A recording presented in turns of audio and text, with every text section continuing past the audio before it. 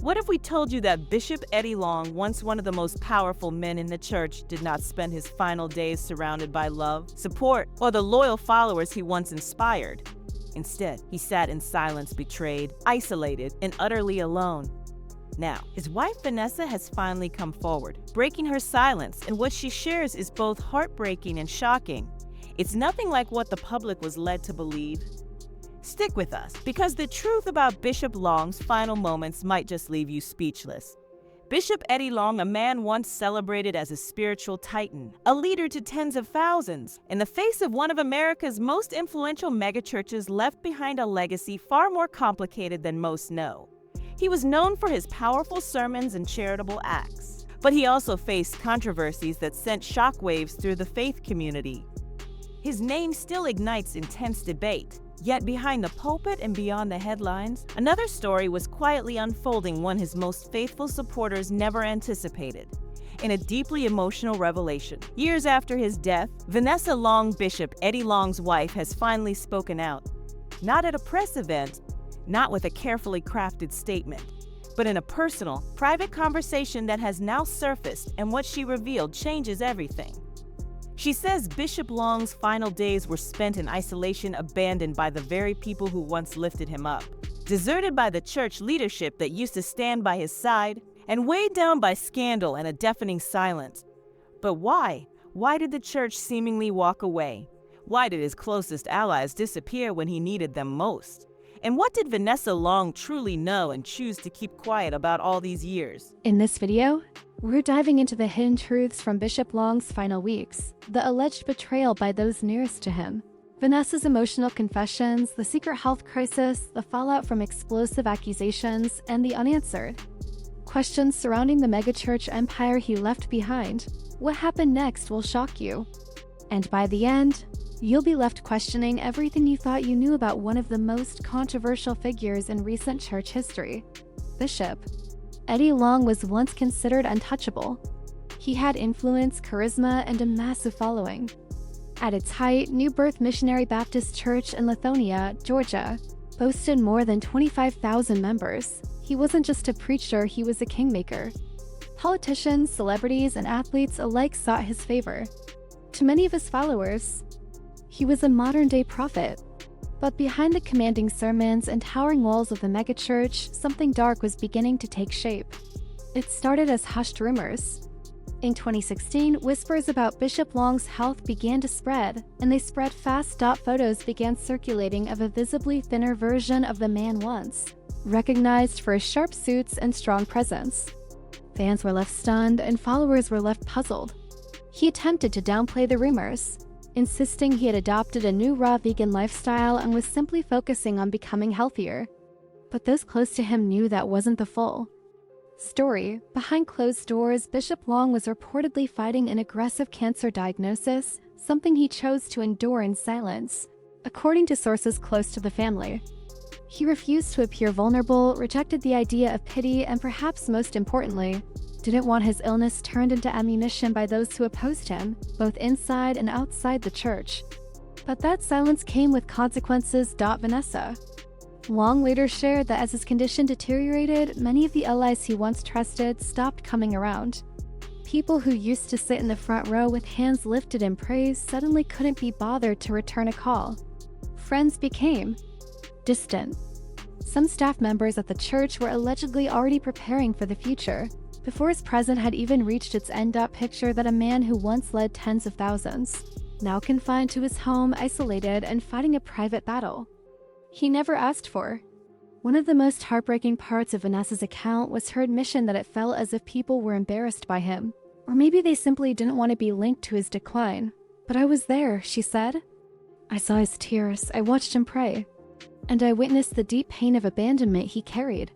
That's something the headlines never mentioned, something no press release dared to include, because the truth was, the church's public narrative was carefully controlled, while the real story was far more painful. And here's the part they absolutely don't want you to know. According to multiple insiders, even within New Birth's highest leadership, private meetings were taking place without Eddie Long's knowledge. Discussions about succession, finances, and the church's public image were happening behind closed doors. One insider revealed that while Eddie was still clinging to life, there were already conversations happening about what came. Next out, let that settle in.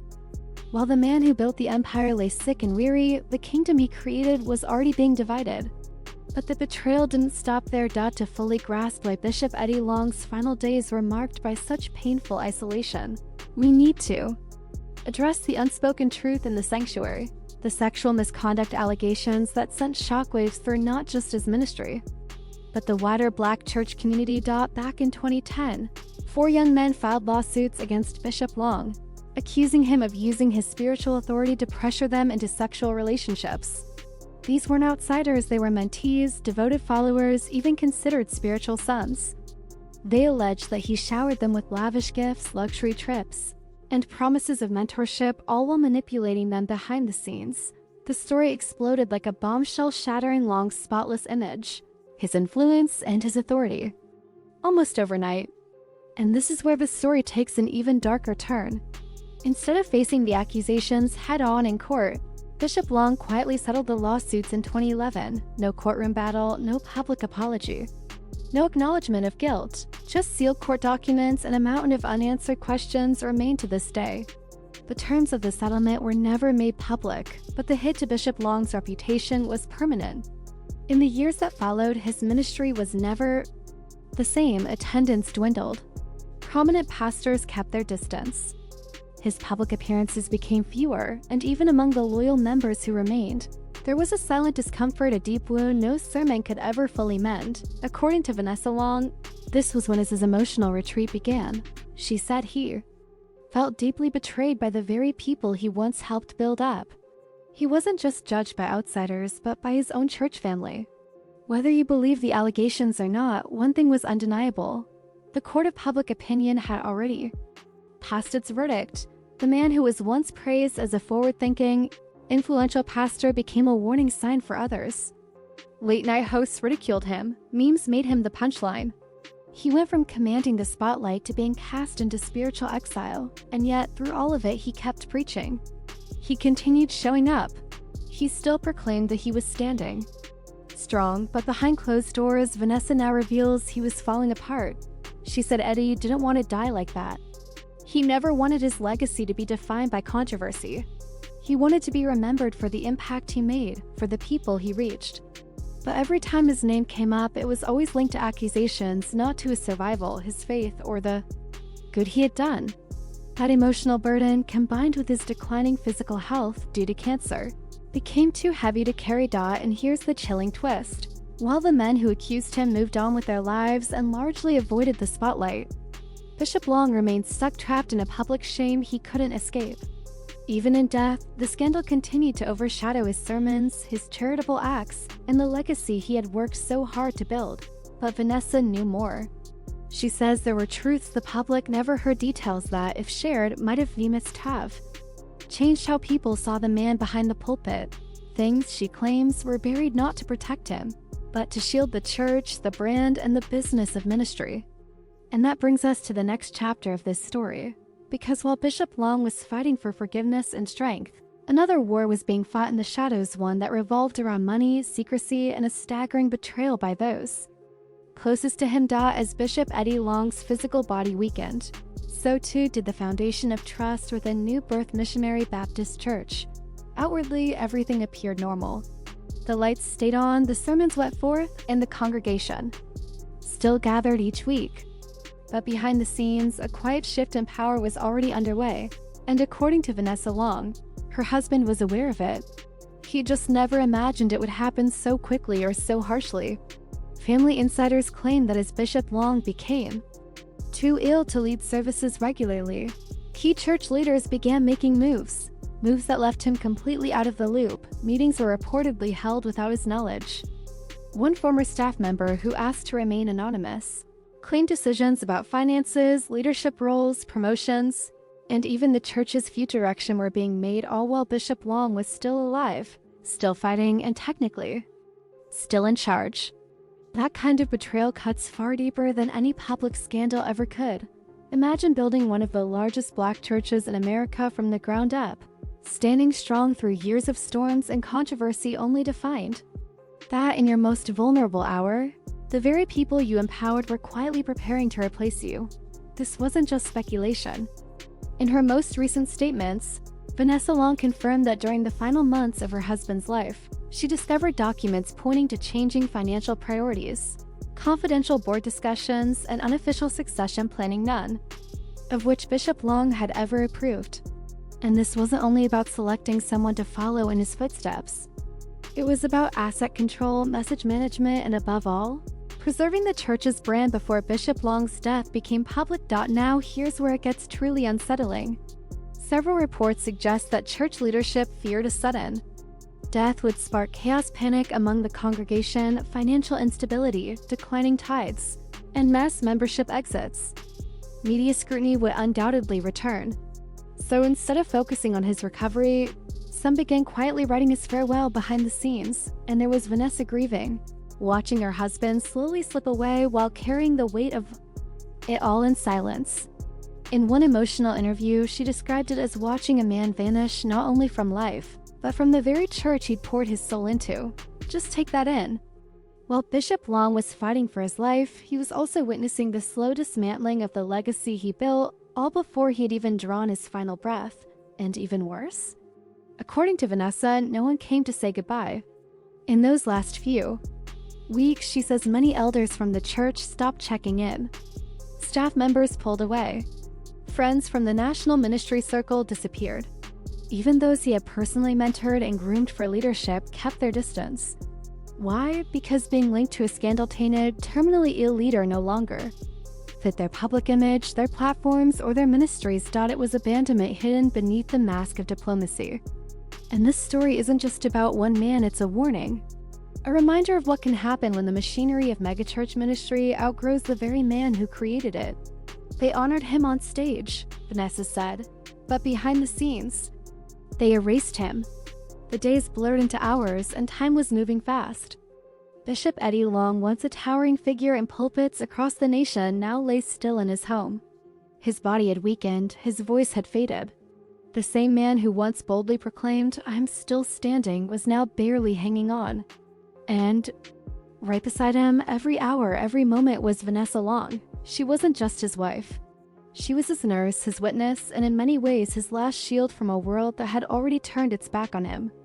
In a recent, raw, and emotional confession, Vanessa revealed something that shocked even those closest to Bishop Long. She said, "There was a moment when I almost walked away, but it wasn't from him, it was from everything.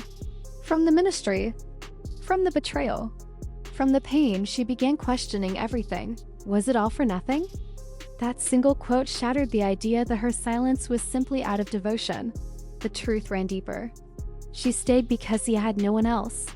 And in those final moments, when his body could no longer fight and his voice was reduced to a whisper, Bishop Long turned to Vanessa with one last request.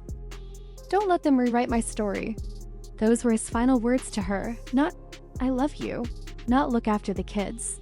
His last breath wasn't spent talking about the money, the house, or the legacy. It was about his truth, the unfiltered version of his life that wouldn't be polished for church PR or buried beneath scandal. And in that moment, Vanessa says she made a choice. She wouldn't just mourn quietly. One day, she would speak, but she waited. The years passed. The church moved forward. His critics kept their distance. Even those who once defended him fell silent. Until now. Vanessa revealed that all this time she'd held onto journal entries, hospital records, and voice memos from Bishop Long's final days. Not to stir scandal, not to seek pity, but because he asked her to document what no one else would believe. He wanted people to know he was broken, but not bitter, weak, but not wicked. And most of all, he wanted the world to know one thing. He was sorry. Yes, sorry. That's the part the church never heard. Vanessa didn't share all the details, but she hinted that Eddie Long carried a private guilt not only over the allegations, but over how far the ministry had strayed from its original mission. "He told me once," Vanessa said, "I built a house for God. And somewhere along the way, I stopped checking who was living in it." That confession hit her like a wave. It wasn't just about moral failure or scandal, it was the painful realization that somewhere, in the pursuit of greatness, the purpose was lost. And the price? His peace. Maybe even his life doubt in the end, Vanessa made a quiet vow not to defend his name, but to reveal the entire truth, the real story.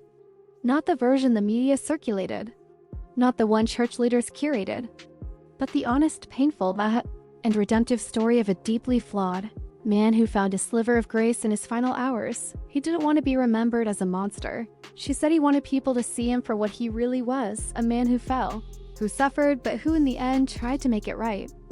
Bishop Eddie Long's journey didn't conclude with a thunderous sermon or a stadium packed with loyal believers. It ended in silence. The roaring crowds were gone. The red carpets from gospel award shows faded memories. The headlines praising his latest church initiative replaced by whispers and shadows. What remained was a dim room, a grieving wife, and a man clinging to his last breath, not preaching anymore, but whispering regrets. And that's what makes this story so haunting and so vital, because what we've uncovered here isn't just a tale of scandal or a fall from grace. It's an unfiltered, deeply human portrait of what happens when celebrity, faith, power, and silence collide. We've seen how those closest to you, the people you lifted, mentored, employed, and trusted, can vanish when the spotlight fades. We've seen how the church as an institution can preserve itself even if it means burying the very people who helped build it. We've seen Vanessa Long bear the weight of a man's legacy, not for clout or attention, but because she knew deep down that if she didn't tell the full story, no one would. And in that long silence, she became the final voice of truth. Whether you believe Bishop Eddie Long was guilty, misunderstood, or some complex mix of both, one thing is undeniable: his final days were shaped by deep isolation, emotional anguish, and a desperate longing for redemption. His last words, "Don't let them rewrite my story," were never just about himself. They serve as a cautionary message to every megachurch that prioritizes brand over truth, to every ministry that chases fame while losing its mission, and to every believer who forgets that pastors are human, vulnerable, imperfect, and real. So, what do we take from Bishop Long's final chapter? Here's the truth: if the church doesn't learn to confront its brokenness, to welcome accountability, and to truly guard the hearts of the people inside it, then Bishop Eddie Long's story won't be the last like it. It will simply be the latest name on a growing list of leaders who rose too fast, fell too hard, and died feeling erased.